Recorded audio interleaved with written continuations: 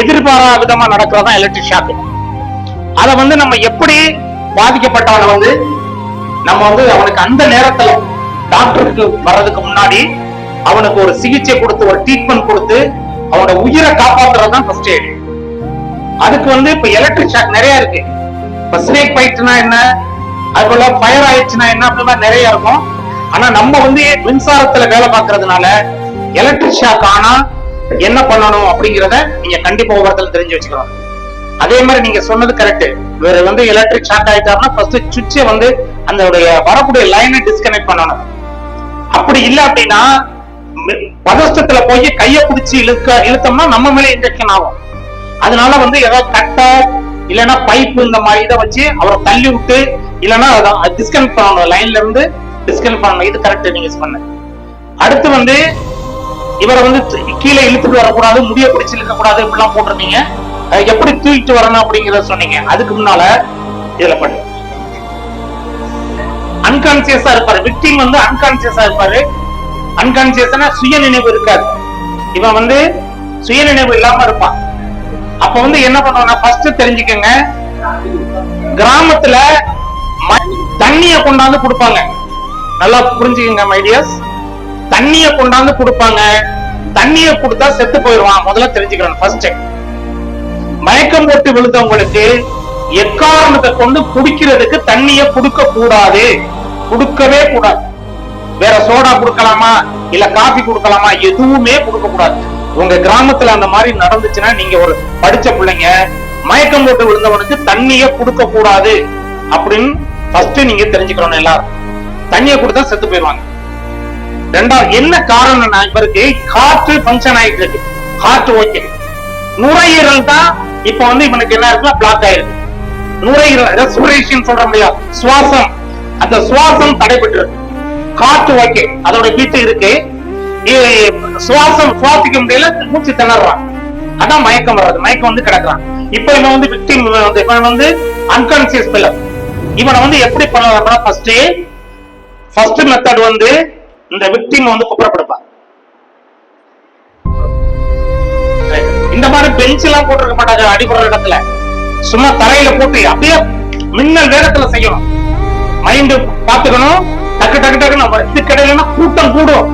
சொந்தக்காரங்க அழுவாங்க, பக்கத்துல உள்ளவங்க இது பண்ணுவாங்க, அப்படியே அங்க தூக்கிட்டு போகலாம். இங்க நீ என்ன பண்ணணும், ஃபர்ஸ்ட் எய்டு கொடுக்கறத நிறுத்தாம நீ பண்ணிட்டே இருக்கணும். அடுத்த கட்டமா ஆம்புலன்ஸ் சொல்றது, ஹாஸ்பிட்டல் கொண்டு போறது வேற விஷயம். என்ன பண்ணணும் அப்படின்னா ஃபர்ஸ்ட் இந்த இருக்கா, இங்க பாருங்க, இவனுக்கு வந்து இப்ப லங்ஸ் தான் பிளாக் ஆயிருக்கு. நுரையீரல் இருக்கு இல்லையா, நுரையீரல் தான் பிளாக் ஆயிருக்கு. நல்லா பாருங்க, இந்த இருக்கா, இப்படி வச்சுட்டு இவனுக்கு வந்து மூஞ்சி இப்படி இருக்கிறான் பாரு. இப்படி இருந்தானா இவனால சுவாசிக்க இப்படித்தானே படுப்பான். இவன் வந்து இப்ப ஆக்சிடென்ட் ஆயிருக்கான். அப்ப என்ன பண்ணலாம், ஃபர்ஸ்ட் இதை இப்படி திருப்பி வச்சுக்கணும். ஏன்னா இந்த வழியா வந்து மூக்கு சுவாசிக்கிறதுக்காக திருப்பி வச்சுட்டு இந்த இடத்துல இங்க பாருங்க, நல்லா இந்த இடத்த நுரையீரல் இங்க தானே இருக்கு, இத வச்சு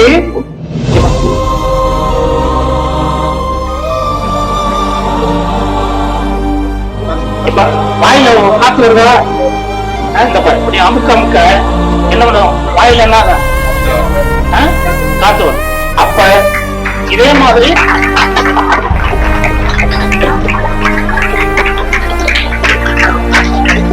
இந்த பானை, அதே மாதிரி இந்த கை இருப்பாரு.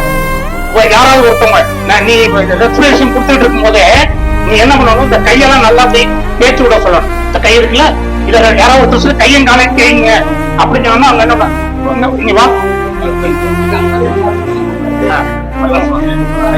நல்லா இந்த கையையும் இதை என்ன பண்ணணும், நல்லா தேய்ச்சி விடணும் ரெண்டு கையையும்.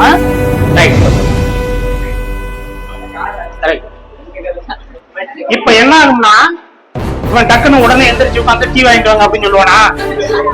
இல்ல, லைட்டா இவன் வந்து மூச்சு விடுறதுக்கு முயற்சி பண்ணுவான்.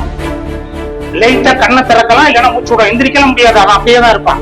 நீ இந்த செய்யறதை என்ன பண்ணணும் அப்படின்னா, விடாம என்ன பண்ணிட்டு இருக்கணும், எத்தனை 3 நாள் வரைக்குமா, அவன் கான்சியஸா வர்ற வரைக்கும் மட்டும். சுயநினைவா வந்து சிலர் வலிக்குது விடுறா அப்படின்னு சொல்லிடுவான். அது வரைக்கும் என்ன பண்ணிடுறது, மறுபடியும் நீ படுக்கப்பட்டு மறுபடியும் என்ன பண்ணிடுறது, வந்த உடனே அடுத்து இவனை எங்க கொண்டு போன? மருத்துவரிக்கா? ஹாஸ்பிட்டலுக்கு போய் டாக்டர் கொண்டு போய் அப்புறம் அவனுக்கு ட்ரிப்ஸ் போட்டு இது நீ கொடுக்கறது என்னது? ஃபர்ஸ்ட் எய்ட் தான் கொடுக்குற, நீ டாக்டர் கிடையாது. இவன் நல்ல கான்சியஸா எந்திரிச்சு உட்கார்ந்துருவான். அதோட போட வீட்டுக்கு போட பையன் தூக்கிட்டு சொல்ல முடியுமா?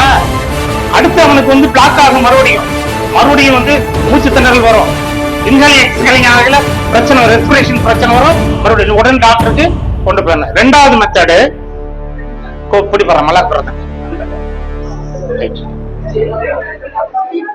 ரெண்டாவது மெத்தட் என்ன அப்படின்னா, இந்த மாதிரி இவனை வந்து இப்படி மல்லாக்க படுக்க வச்சுக்கலாம். இந்த இருக்குல்ல, இந்த மாதிரி மல்லாக்க படுக்க வச்சுக்கோங்க. இவன் வந்து என்ன பண்ணா, முதல்ல வாய்க்குள்ள ஏதாவது இருக்கா, அடைச்சிருக்கா அப்படிங்கறத பாக்கணும். வாயில ஏதாவது அடைச்சிருக்கா, சாப்பிட்டுட்டு இருந்திருப்பான், ஏதோ அந்த முதல்ல அதை இது பண்ண நுரை வந்திருக்கும். அந்த நுரையெல்லாம் என்ன பண்ணா விரல வச்சு எடுத்துடணும். எடுத்துட்டு இங்க பாருங்க, நல்லா கவனிங்க.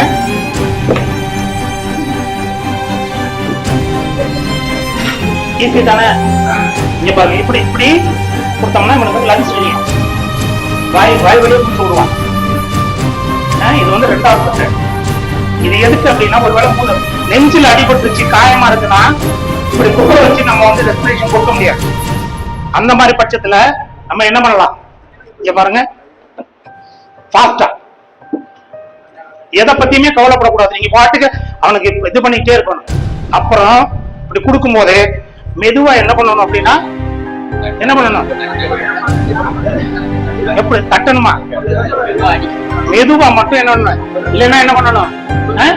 இப்படி இது பண்ணா அவனுக்கு லங்ஸ் வந்து என்ன ஆயிடும், ஒர்க்காது. வெத்தலை பாக்க போட்டுருக்கான், அது இல்ல, இவனோட உயிரை நான் வந்து சேவ் பண்ணணும், இவனோட உயிரை நான் காப்பாற்றணும், அது என்னுடைய டியூட்டி. இப்ப நான் வந்து இப்ப படுத்து கிடக்குறேன், அதனால என்ன பண்றேன் அப்படின்னா, இப்ப வந்து தேர்ட் வந்து மவுத் டு மவுத், அதாவது இவனோட வாயில என்ன பண்ணணும்னா, நம்ம வாயை வச்சு ஊதணும். இந்த வாய் இருக்குல்ல, இதை வச்சு நம்ம ஃபுல்லா ஊதணும்னா காத்து வந்து லங்ஸ் வந்து அப்படியே தெரியும். திரும்பி நம்ம வாயை எடுத்துட்டோம்னு வச்சுக்கோங்களேன், அந்த காத்து இவனோட வாய் வழியே வெளியில வந்துடும். மறுபடியும் நான் என்ன பண்ணுவோம், மறுபடியும் ஊதணும். திரும்பி என்ன பண்ண, லங்ஸ் விரிக்கும். திரும்பி என்ன பண்ண, அப்ப ஆட்டோமேட்டிக்கா அவனுக்கு என்ன கிடைச்சிருது, அந்த ஃபங்க்ஷன் ஆக ஆரம்பிச்சு, லங்ஸ் வந்து என்ன ஆயிருது, ஃபங்க்ஷன் ஆக ஆரம்பிக்குது. இது வந்து நீங்க ஹாஸ்பிட்டல் கொண்டு போனீங்கன்னா அங்க ஒரு ஆர்டிபிஷியல் ரெஸ்பிரேஷன் சிஸ்டம் ஒண்ணு இருக்கும், ரெசிசிட்டேட்டர்னு பேரு, அதுக்கு பேரு.